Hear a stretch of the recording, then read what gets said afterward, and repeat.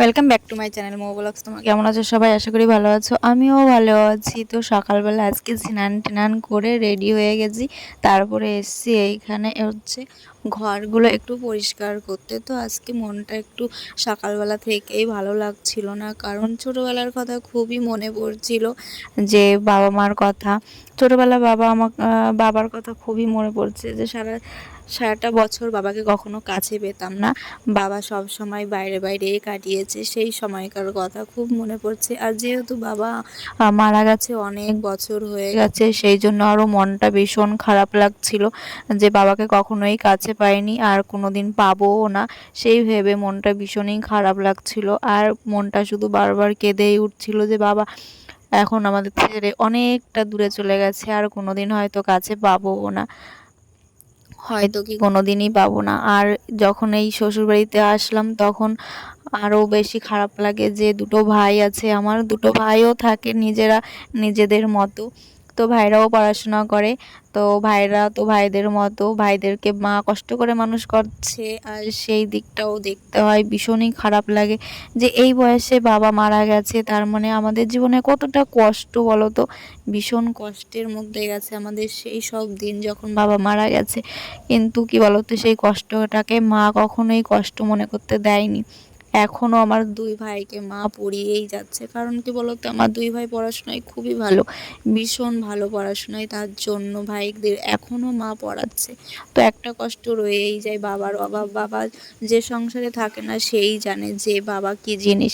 একটা সংসারে যদি একটা পুরুষ মানুষ না থাকে, সেই সংসারটা চালাতে যে কত কষ্ট একমাত্র সেই জানে, যে সংসারটাকে চালায়। বাবা হচ্ছে একটা বটগাছের মতো, যে সংসারটাকে আগলিয়ে রাখে। আর সেই বটগাছটাই যদি না থাকে, তাহলে সংসারটা কোথায় চলে যায়, তাই ভেবে ভীষণ মন খারাপ করছিল। আর জানি না, দুই ভাই তো পড়াশোনা করেই যাচ্ছে, কবে ভগবান একটু তাদের মুখের দিকে তাকাবে, আর কবেই বা চাকরি পাবে, সেটা ভেবেই মুখটা শুধু কেঁপে ওঠে। ঠাকুরের কাছে শুধু একটাই কামনা করি, যেন দুটো ভাই মানুষের মতো মানুষ হয়, আর খুব তাড়াতাড়ি যেন একটু চাকরি পায়। ঠাকুরের কাছে শুধু এই আবেদন করি সারাক্ষণ বসে বসে, আর আমার মায়ের কষ্টটা যেন একটু দূর হয়। তো তারপরে দেখো, এখানে তো আমি আস্তে আস্তে করে ঘরটা মুছছি মন খারাপ নিয়ে। আর কি করা যাবে বলো, সবাই তো সারা বছর বেঁচে থাকে না। কিন্তু বাবা যখন অল্প বয়সেই মারা গেছে, বাবার ব্রেন স্ট্রোক হয়েছিল। তা কিছুদিন বেঁচে ছিল, আর খুবই বাচ্চাদের মতন হয়ে গেছিলো, কিছুদিন বেঁচে ছিল। তারপরে বাবা মারা যান যখন আমার ছেলে 4 মাস বয়স, তখন আমার বাবা মারা যান। তখন আমার ভাইরা কেবল মাধ্যমিক পরীক্ষা দেবে, মাধ্যমিক পরীক্ষার ঠিক 1 মাস আগেই আমার বাবা মারা যায়। তারপরে আমার ভাইরা মাধ্যমিক দেয় 1 মাস পরে। তো সেই সময় বাবা মারা যায়, তবুও আমার ভাইরা ভীষণ ভালো রেজাল্ট করেছিল। মানে ধারণা করা যায় না যে এত ভালো রেজাল্ট করেছিল। ভাবতে পারেনি কেউ যে ভাইরা পরীক্ষা দিতে পারবে। তবুও সেই কষ্টের মধ্য দিয়ে দুই ভাই পরীক্ষা দিয়েছে। তো দেখো, তারপরে সেসব কথা বাদ দাও, এখন ওই পুরনো কথা তুললে আরও মনটা ভীষণ খারাপ হবে।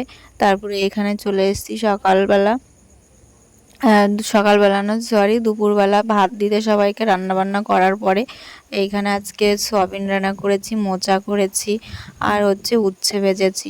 তো এইগুলো দিয়েই আজকে চলবে, কারণ কি বলতো, আগের দিন তো মাংস খাওয়া হয়েছে, তাই ভাবলাম আজকে একটু পাতলা পাতলা সব কিছু করি, হালকা কিছু। আর বাবার একটু শরীর খারাপ, আজকে বাবা বাজারে গেছিলো, তখন হচ্ছে বাবার মাথা ঘুরে গেছিলো, তার জন্য আজকে বাবা বাড়িতে চলে এসেছে, তাড়াতাড়ি বাজারও কিছু করতে পারেনি। আর এইখানে দেখো, আমি বিকেলবেলা চা বানাতে চলে এসেছি। তো এইখানে মুড়ি চানাচুর মেখেছি, আর হচ্ছে লিকার চা করেছি। তো এই দেখো, আমরা এখন 3জন বসে এইখানে এখন খাবো। ছেলে গেছিলো চামচ আনতে, ও চামচ দিয়ে খাবে, তার জন্য। তো আম্মু, ও বসে বসে এখন চামচ দিয়ে মুড়ি চানাচুর দিয়ে খাবে। আমি বলছিলাম, তুমি কি এখন এই পেঁয়াজ দিয়ে মুড়ি চানাচুর দিয়ে একসঙ্গে খাবে? তো তারপরে দেখো, আমি আবারও চা বানাতে এসেছি। তো এখন বানাবো হচ্ছে কফি, কারণ ননদ জামাই এসছে বাবার প্রেশারটা মাপার জন্য, যে বাবার শরীর খারাপ, তার জন্য। তো একটু বানাবো হচ্ছে কফি। তো কফি বানিয়ে সবাইকেই দেবো, বেশি করেই বানাচ্ছি। কদিন ধরে আমাদেরও দুধ চা খাওয়া হচ্ছে না, কারণ দুধ চা বানাচ্ছি না বাড়িতে, সবার গ্যাসে ধরে গেছে। আর রাত্রিবেলা দেখো, সব কিছু আমার গোছানো হয়ে গেছে। তো চলো, ভিডিওটা আর বড় করছি না। ভিডিওটা যদি ভালো লাগে, like comment share and subscribe করে দিও। যারা ফেসবুক থেকে দেখছো, তারা ফলো করে নিও। আর সবাই ভালো থেকো, সুস্থ থেকো, আর নেক্সট ভিডিওর জন্য অপেক্ষা করো। চলো টাটা।